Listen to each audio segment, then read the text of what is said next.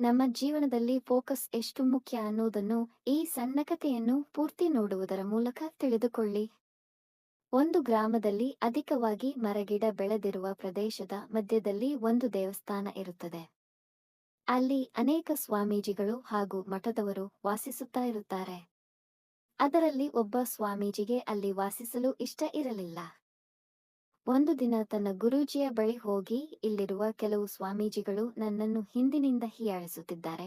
ಹಾಗಾಗಿ ನನಗೆ ಇಲ್ಲಿ ಇರಲು ಇಷ್ಟವಿಲ್ಲ. ಆದ್ದರಿಂದ ನೀವು ನನ್ನನ್ನು ಇಲ್ಲಿಂದ ಬೇರೆ ಮಠಕ್ಕೆ ಬದಲಿಸಿ ಬಿಡುತ್ತೀರಾ ಎಂದು ಕೇಳುತ್ತಾನೆ.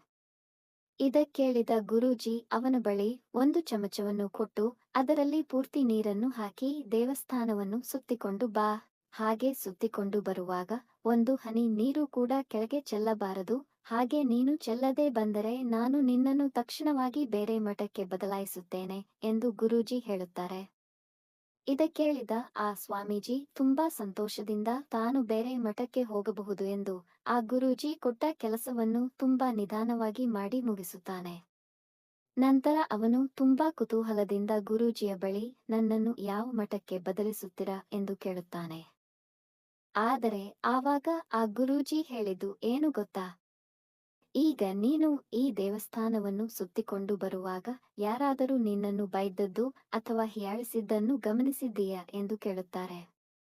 ಅದಕ್ಕೆ ಅವನು ನನ್ನ ಗಮನ ಪೂರ್ತಿಯಾಗಿ ಚಮಚದಲ್ಲಿರುವ ನೀರಿನ ಮೇಲೆ ಇದ್ದುದರಿಂದ ನಾನು ಯಾರನ್ನೂ ಗಮನಿಸಲಿಲ್ಲ, ನನಗೆ ಏನೂ ಕೇಳಲಿಲ್ಲ ಎಂದು ಹೇಳುತ್ತಾನೆ.